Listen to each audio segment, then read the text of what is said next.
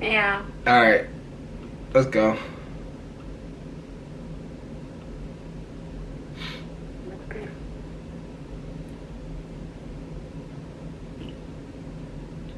First, you talk about the injustices which prevail in the so-called communist countries. Did he say injustices? Injustices, or did he say injustices? No bad, y'all. I just need to hear him clearly. First, you talk about the injustices which prevail in the so-called communist countries, and then the free societies which exist in the capitalist countries and the wealth that has been created. Yes, sir. There. But you restrict your arguments to the Western European countries, the United States, and Japan. What you fail to point out is that most of the countries in the world are capitalist. Mm-hmm. That is, the means of production are owned privately, or the accumulation of wealth is privately accumulated. Most of these countries have severely repressive governments, and most of them suffer from huge unemployment rates, hunger, and poverty. If we look at India as compared to China, which has twice as many people, and under its system, the Chinese system, has been able to achieve things for the masses of people which India could not even consider. Okay. The same thing goes... Would you come to your questions? All right. Just two more points, because excuse me, I'd like a little bit of free speech myself. A family meal that shows up big, starting in 1999. To savor this feeling of being together, get 10-piece legs and thighs or... That's okay.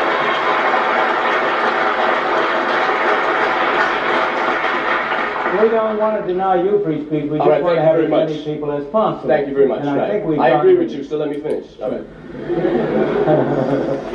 The problem which a lot of us feel is, first, you did not mention, in terms of the countries you were pinpointing, such barbarous countries as South Africa and Zimbabwe.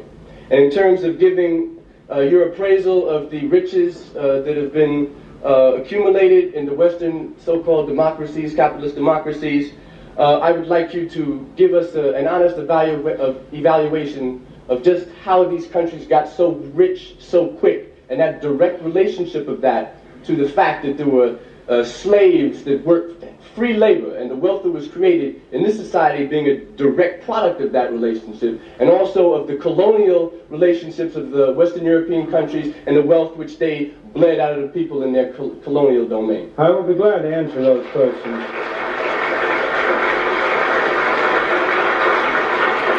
So basically, his question is like colonization, slavery, all going to the conversation of capitalism.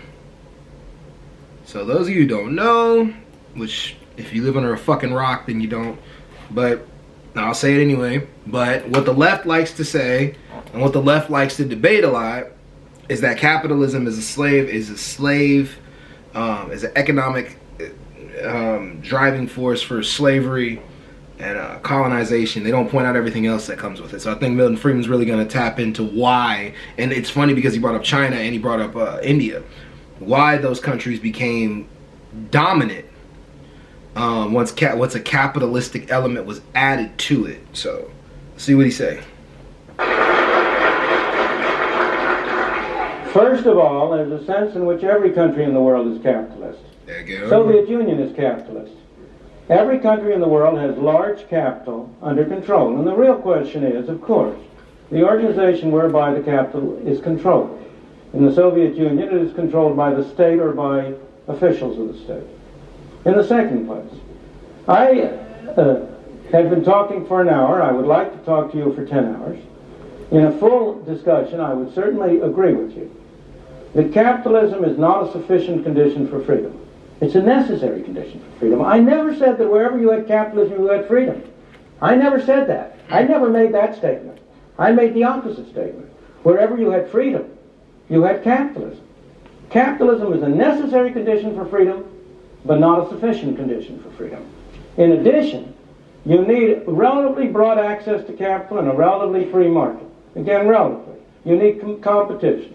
I usually refer to it as competitive capitalism to distinguish it from certain kinds of systems which have been capitalist and have all of the bad qualities that you described. In the second place, because I don't want to take too much time, to go to your final points. In the second place, it simply is not true that the enormous increase in the well-being of the free countries of the West arose out of slavery. Slavery was a blot on our escutcheon, there is no question. And of course, it was a disgrace to this country to have had slavery as long as it did. But if you take Britain, which did not have slavery, I'm going to go to the colonies, that's the next point. I'm trying to take one point at a time. The gentleman made two separate points. One had to do with colony, one had to do with slavery, and one had to do with colony. Britain did not have slaves. Japan did not have slaves in the 100 years since the Meiji Restoration. Hong Kong today does not have slaves. And you ask yourself, if you want to know how people feel, ordinary people feel about different systems, you ask how they vote with their feet. And you ask whether it's Hong Kong that has to put up police to keep people from Hong Kong going into China, or it's China that has to put up police to keep people from China going into Hong Kong. So look at the way people vote with their feet before you judge which society gives them better conditions. But in any event,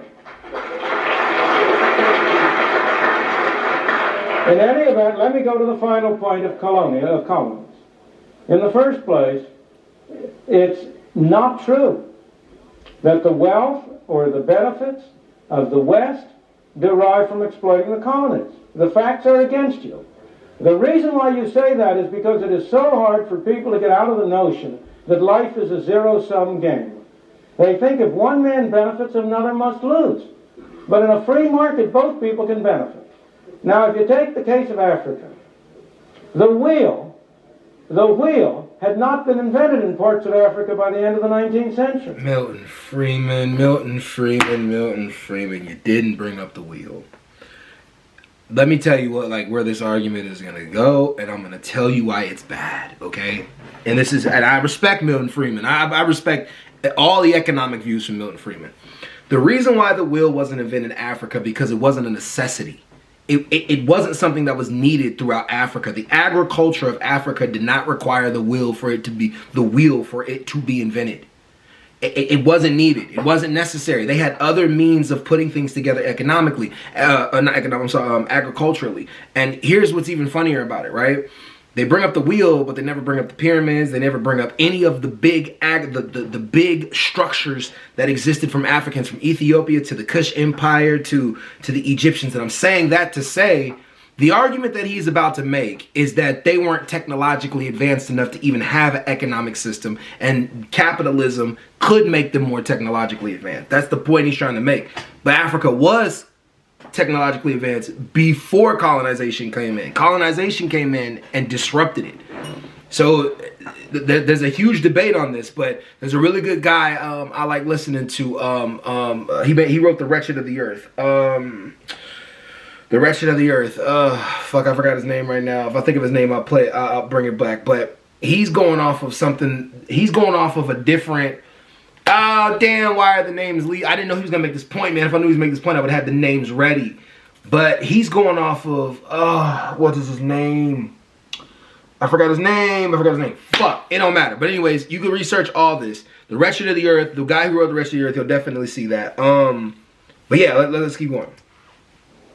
The number of people in Africa and their average conditions of life in Africa have grown enormously as a result of their contacts with the West. Well, I would say you don't know your facts, sir. Oh, somebody said it. In the case of... somebody took it. They took the words right out of my mouth. Yeah. The wheel doesn't prove anything. It doesn't prove anything about Africa not being developed. But what can be proven was when colonization came in, there were elements that were added to it that were good. There were definitely, people can't deny that. But there were also things that were added that like clearly disrupted it to the point to where even in 1993, you can find two tribes, the Hutus and the Tutsis. The slaughtering that they did to each other came from the colonizers coming in, came from the Belgian colonists coming in and disrupting the whole modus operandi that was there. Prior to that, were there problems? Yeah, but it wasn't going to be as bad. It wasn't as bad until the Belgian colonists came in. And you can find that all throughout Africa where colonization happened and it disrupted the development of the cultures. So, yeah, I mean, he's making a really bad argument with this one. India which is a very famous case. If you look again at the facts, all of the studies have shown that it cost Britain more to maintain India. These are some famous studies by Jacob Viner, which went into the details of it in great detail. Colonialism has always cost the mother country more than it ever gotten any direct or indirect economic benefits. So far as India was concerned, the history of India is divided into three periods. The period of British rule in the 19th and early 20th century, when there was very real progress in the standard of life of the people of India. The period of the 20s and the 30s, when there was a great struggle against Britain and for independence, when there was essential stagnation in India and there was... Got it. His name is Francis Fanon. Francis Fanon wrote The Wretched of the Earth. He talks about where, I think his name was Ryan. I think his name was either Ryan something, but I can't remember. But like, Ryan talks about how colonization basically helped Africa, but no, like what Francis Fanon found was no, it didn't. It actually disrupted the whole development of Africa by them coming in and adding what they added into it, and putting what they put into it. Same thing with Amy Suzère, and Amy Suzère wrote some stuff about it too, and also Jean-Paul Sartre. Jean-Paul Sartre, if you're white, you may be more relatable to him. I'm not trying to use it the race thing, but like the other two are black. But Jean-Paul Sartre is the one that goes into how colonization has such a negative effect. This is a bad argument for capitalism. It's a bad argument. It's a bad argument. There's no growth. The period since the creation of independence in 1948, when you have had a highly centralized government, when unfortunately it was Harold Lasky and not Adam Smith, who was the most respected intellectual figure in India, when the Indian people have lost, not improved, when the average amount of food and so on has been going down, not up. The people of India have been worse off under independent, non-colonial government than they had been before. So, colonialism. Well, first of all, where do you have colonialism today? You have the classic colonialism behind the Iron Curtain. You have Russia, which is a master country. I mean, not the Union of Socialist Soviet Republics, but Russia, which is a master country with a great colony around it within the Soviet Union, in Poland, in Czechoslovakia, and Hungary. That's the great example today of your classic kind of colonialism. The United States, with trivial exceptions, has never been a colonial country. It did have Philippines. It had Philippines for a while.